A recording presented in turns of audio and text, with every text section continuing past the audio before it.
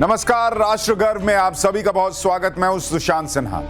राष्ट्र गर्व यानी वो कहानियां जो देश पर गर्व करने के और लम्हे देती हैं, वजहें देती हैं। देखिए, हिंदुस्तान के पास इतनी मिसाइल है कि पाकिस्तान को कई बार उड़ाया जा सकता है। हमारे पास ऐसे ऐसे टैंक्स हैं जिनका मुकाबला चीन भी नहीं कर पाएगा। भारत ऐसा एयरक्राफ्ट बना रहा है जो कई मुल्कों के पास नहीं। आप कहेंगे कि इसमें नया क्या है, ये तो हमारी ताकत है, पूरी दुनिया जानती है। बॉस, इसलिए मैं कहता हूं कि राष्ट्र गर्व उससे आगे की सोच है। ऐसी भावना का विस्तार जिसमें हिंदुस्तान को गर्व करने का मौका मिलता है। और आज मैं आपको राष्ट्र गर्व में ऐसे वैज्ञानिकों के बारे में बताने जा रहा हूं जो अपना नाम, पता, उम्र ये सब सामने लाने में दिलचस्पी नहीं रखते। उनको लाइमलाइट नहीं चाहिए, लेकिन इनका मकसद देश को ताकतवर बनाना है और इसके लिए दिन रात जुटे रहते हैं। इसी धुन में मगन रहते हैं कि भारत के पास हर वो हथियार होना चाहिए जो दुश्मनों के छक्के छुड़ा दे। और आज ऐसे ही लोगों से राष्ट्र गर्व में आपको मिलवाने जा रहा हूं।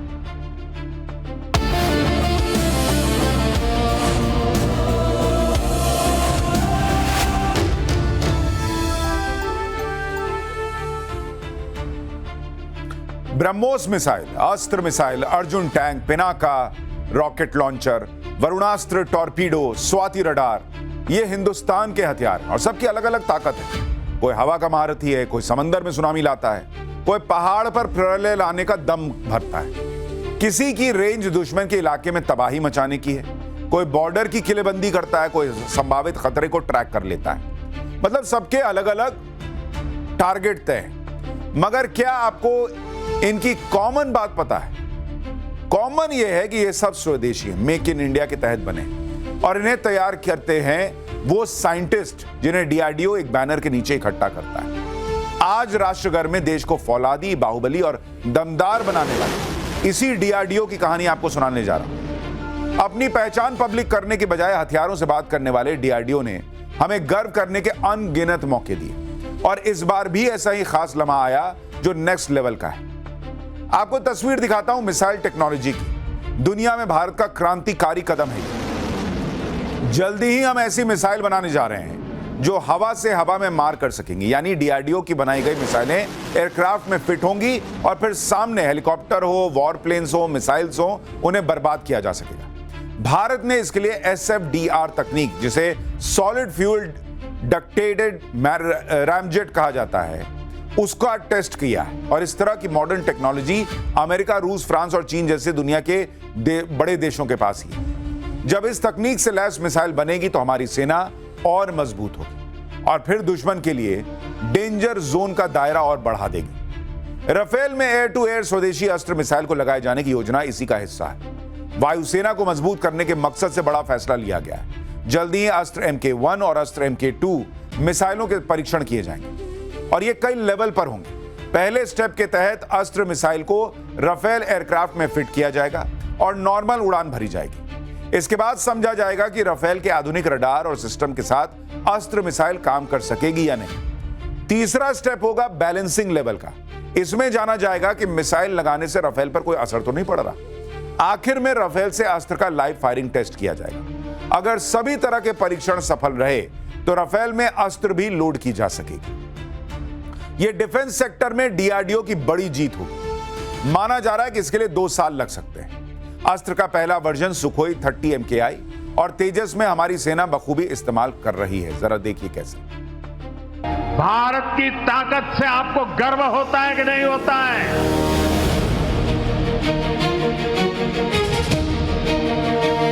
डिफेंस सेक्टर से जुड़ा शायद ही कोई क्षेत्र होगा जहां डीआरडीओ की मौजूदगी न हो।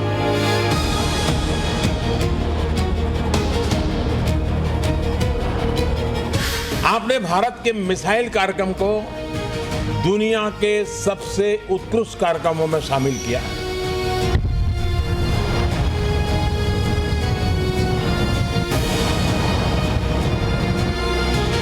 और आपने साबित किया है कि इंडियन इनोवेशन किसी भी मामले में ग्लोबल स्टैंडर्ड से पीछे नहीं है, बल्कि कई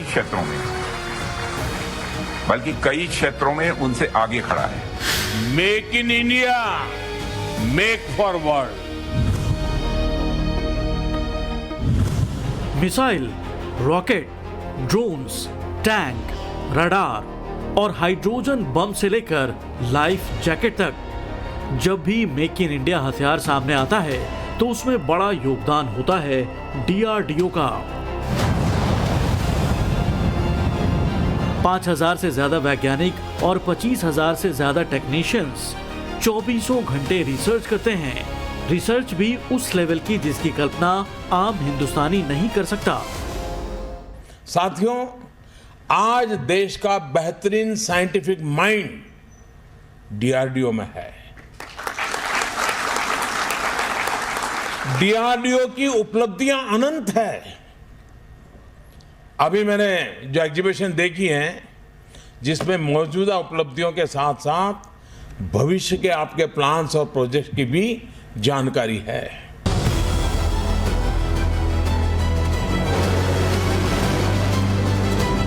हिंदुस्तान फ्यूचर वॉरफेयर को रीडिफाइन करना चाहता है और इस टास्क को डीआरडीओ ने बहुत सीरियसली लिया है। देश के अलग अलग हिस्सों में मौजूद 45 लैब्स में कई तरह के प्रयोग किए जा रहे हैं।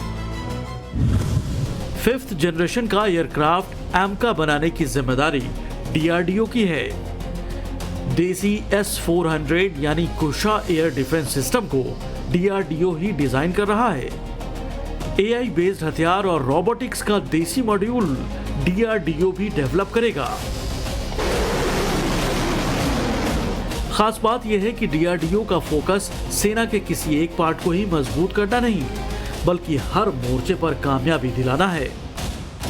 जैसे ब्रह्मोस सिस्टम यूज हुआ, आकाश सिस्टम यूज हुआ, MRSAM सिस्टम यूज हुआ, D4 जो एंटी ड्रोन सिस्टम है वो यूज हुआ, हमारा AWNC Mark 1 सिस्टम यूज हुआ।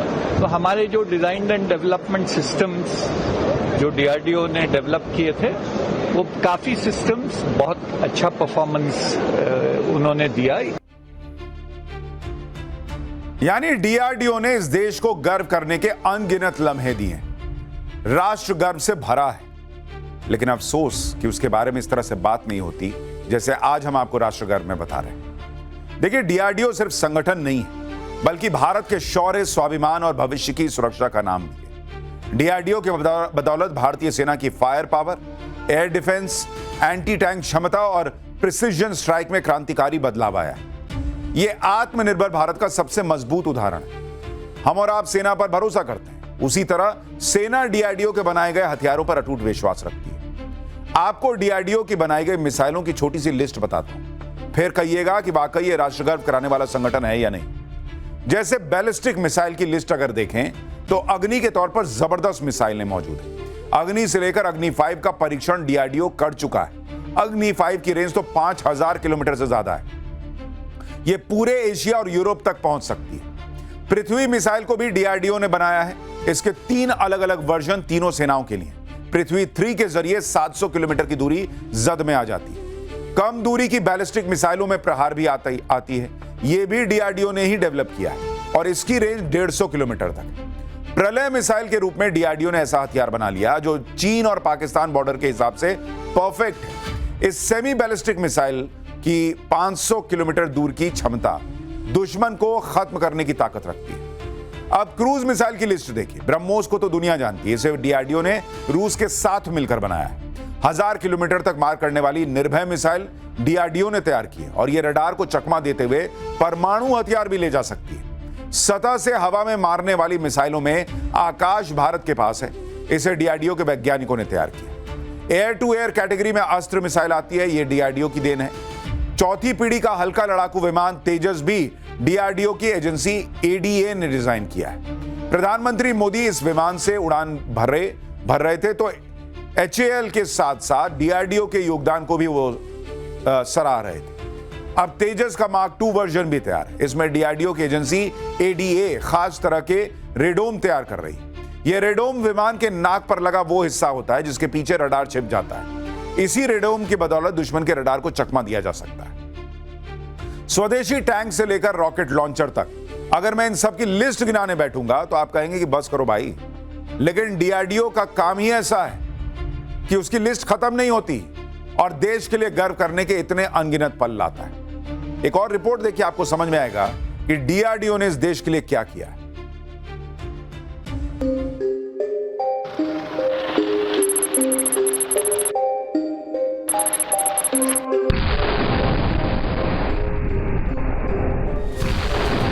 देश का पहला परमाणु बम स्माइलिंग बुद्धा डीआरडीओ ने भाभा एटॉमिक रिसर्च सेंटर के साथ मिलकर बनाया। डीआरडीओ की एक लैब ने इम्प्लोजन लेंस असेंबल किए जो कि परमाणु विस्फोट के लिए जरूरी हाई एक्सप्लोसिव सिस्टम थे। दूसरी लैब ने डेटोनेशन सिस्टम तैयार किया।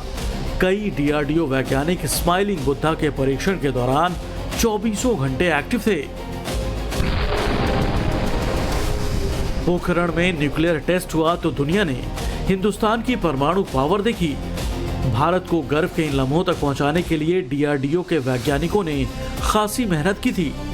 डीआरडीओ के साइंटिस्ट ने अमेरिकी खुफिया एजेंसी CIA की जासूसी से बचने के लिए खुद को सेना की वर्दी में रखा और छद्म नाम इस्तेमाल किए। भूमिगत टेस्ट करना था, जमीन के नीचे करना था, उसके लिए बहुत गहरी शेफ्ट तैयार करनी थी। कैसे डिजाइन होगा उन शेफ्ट का, कितनी हमें सुरक्षा का ध्यान रखना होगा और उसमें उन डिवाइस को जो है कैसे बनाया जाएगा, दोनों तरह से एक्सप्लोजन के लिए भी और एक हथियार के रूप में भी। तो वो सब काम डीआरडीओ के अलग अलग लेबोरेटरीज में इसके अलग अलग काम किए गए। ऑपरेशन सिंदूर में पाकिस्तान धुआं हुआ तो हिंदुस्तानी सेना का कमाल दिखा। हालांकि दुश्मनों को बर्बाद करने के पीछे डीआरडीओ ने भी अथक परिश्रम की है। डीआरडीओ के बनाए गए कई हथियार ऑपरेशन सिंदूर का पार्ट थे।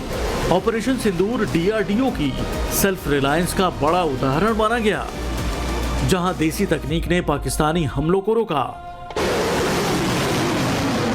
भारत के शौर्य और पराक्रम की ये तो थी ही परीक्षा, लेकिन आपकी टेक्नोलॉजी की भी परीक्षा थी और उसमें आप पास कर गए।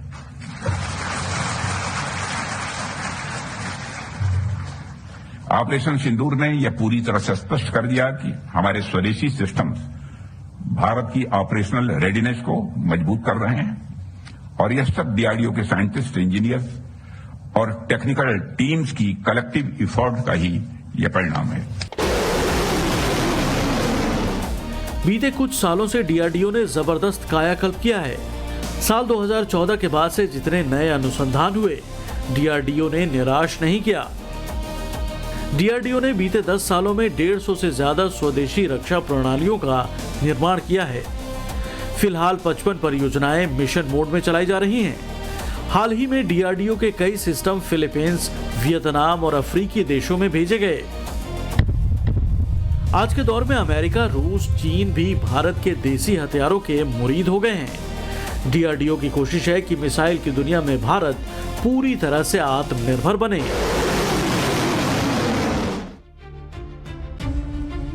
डीआरडीओ किसी पहचान का मोहताज नहीं। इसे रिसर्च एंड डेवलपमेंट तक सीमित रखा जाए, ऐसा भी नहीं। डीआरडीओ का फोकस किसी प्रोजेक्ट के फुल साइकिल पर रहता है, जिसमें डिजाइन भी है, प्रोटोटाइप, प्रोडक्शन और एक्सपोर्ट भी है। स्वदेशी तकनीक विकसित करके डीआरडीओ ने पिछले 5 सालों में 2,64,156 करोड़ की भारी बचत की। अब इस पैसे के जरिए नए नए लैब्स खोले जाएंगे और फिर वहां दुश्मनों की मौत का सामान तैयार किया जाएगा। आपको शायद ये बात पता होगी कि डीआरडीओ में जो वैज्ञानिक होते हैं उनमें से ज्यादातर टॉप शैक्षणिक संस्थानों से नहीं आते। इनकी इंजीनियरिंग या फिर साइंस की पढ़ाई ऐसे कॉलेज में होती है जो सामान्य है। मगर डीआरडीओ में सिलेक्शन के बाद जिस लेवल का दिमाग ये लगाते हैं वो इन्हें खास बनाता है। धीरे धीरे डीआरडीओ का क्रेज बढ़ रहा है और इसी को देखते हुए 5 लैबोरेटरी ऐसी बनाई गई हैं जिनमें 35 साल से कम उम्र के इंजीनियर काम करते हैं। डॉक्टर एपीजे अब्दुल कलाम को पूरी दुनिया जानती है। कलाम और डीआरडीओ एक दूसरे के पर्यायवाची माने जाते हैं। डॉक्टर कलाम ने पहली बार जब डीआरडीओ में नौकरी की तो एक छोटा हॉवरक्राफ्ट डिजाइन किया था। इसके बाद प्रोजेक्ट डेविल को लीड किया और यह कलाम के शुरुआती प्रयास थे, मगर इससे विदेशी निर्भरता कम करने की नींव रखती थी। 1982 में डॉक्टर कलाम ने फिर से डीआरडीओ ज्वाइन किया। इस बार integrated guided missile development programme की अगुवाई की। कलाम के साथ इस टीम में 60 से 70 वैज्ञानिक थे। कलाम ने इस दौरान मिसाइल की दुनिया में क्रांति ला दी। पृथ्वी, अग्नि, आकाश, त्रिशूल और नाग, ये जितनी भी मिसाइलें हैं ये सब डॉक्टर एपीजे अब्दुल कलाम की मेहनत का भी नतीजा है। इस सीरीज की जितनी भी मिसाइलें बनाई जा रही हैं वो कलाम को ही समर्पित की गई। अभी भारत ने K4 बैलिस्टिक मिसाइल का सफल परीक्षण किया। इसे nuclear powered submarine INS Arighaat में से लॉन्च किया गया। K4 का दायरा 3500 किलोमीटर का है। K4 के बारे में कहा जाता है कि 2 टन का न्यूक्लियर वॉरहेड इसके जरिए लोड किया जा सकता है। डीआरडीओ की पहचान मिसाइलों में लाई गई क्रांति से एक से बढ़कर एक घातक मिसाइलें हिंदुस्तान को डीआरडीओ ने दिलाई। हालांकि इसके अलावा बहुत कुछ ऐसा है जिसे डीआरडीओ की उपलब्धि माना जाता है, और यह है ह्यूमन एंगर।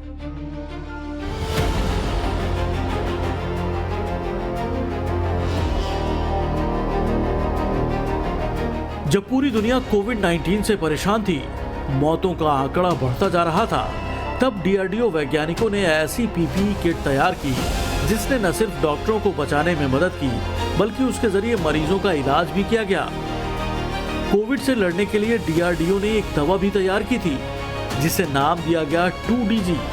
इस मेडिसिन की बदौलत अस्पताल में भर्ती मरीजों की ऑक्सीजन पर निर्भरता को कम किया गया था। एक समय तो प्रारंभ का जो समय था, जब कोविड का यह दौर आया था, तो लोग बहुत घबराए हुए से थे। डॉक्टर से, हम लोगों से बातचीत में कहते थे, साहब हमारे यहाँ वेंटिलेटर नहीं है, हमारे यहाँ सैनिटाइजर्स इतने नहीं मिलेंगे, इतना बहुत समय लगेगा, लंबा समय लगेगा।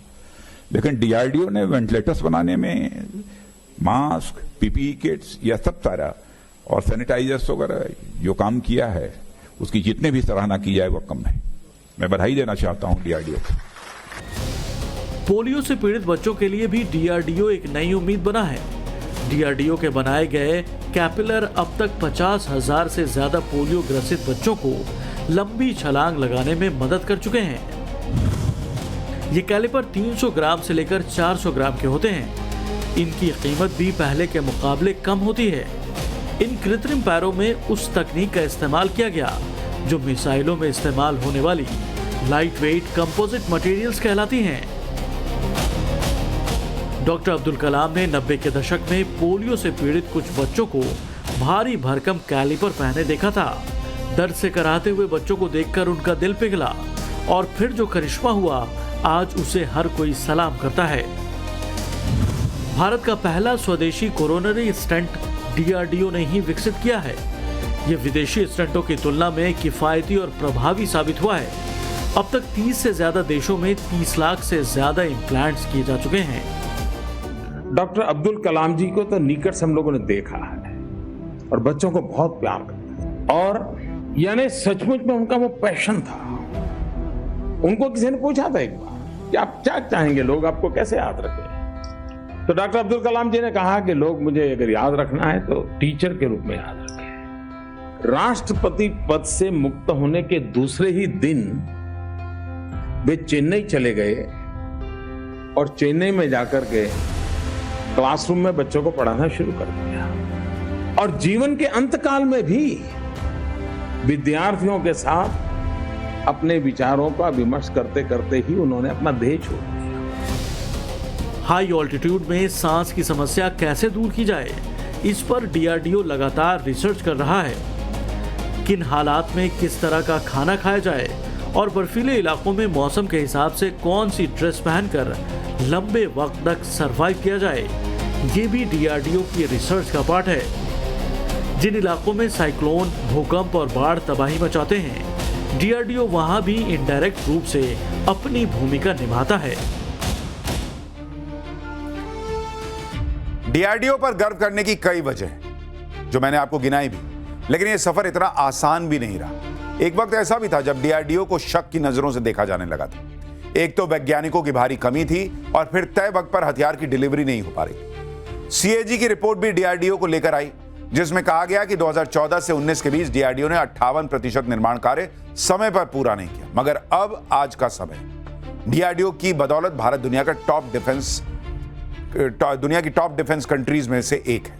1958 में स्थापित किए गए डीआरडीओ की जब इसरो से तुलना होती है तो यही कहा जाता है कि इसरो ने बहुत ऊंची छलांग लगा दी, जबकि डीआरडीओ इस लिहाज से पिछड़ गया। लेकिन कई बार रियलिटी सामने नहीं आ पाती।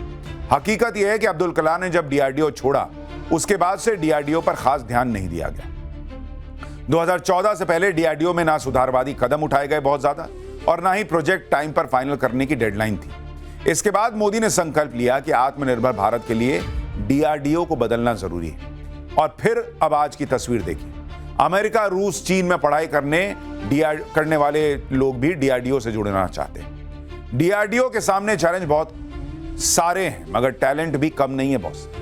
यही टैलेंट हिंदुस्तान को ऐसे दौर में लाया है जो मिसाइल पावर बन रहा है। प्राइवेट सेक्टर की कई कंपनियां अब डीआरडीओ के साथ मिलकर काम कर रही हैं और इनकी बदौलत 100 से ज्यादा देशों में डीआरडीओ के बनाए गए रक्षा सामान निर्यात किए जा रहे हैं। तो ये डीआरडीओ की वो गर्व से भर देने वाली कहानी थी जो मुझे लगा आपको बतानी चाहिए। और राष्ट्र गर्व में हम रोज इसी तरह से देश पर गर्व करने के मौके देने वाली कहानियां आप तक लाते रहेंगे। फिलहाल इतना ही। अब मुलाकात होगी रात 8:50 पर न्यूज की पाठशाला।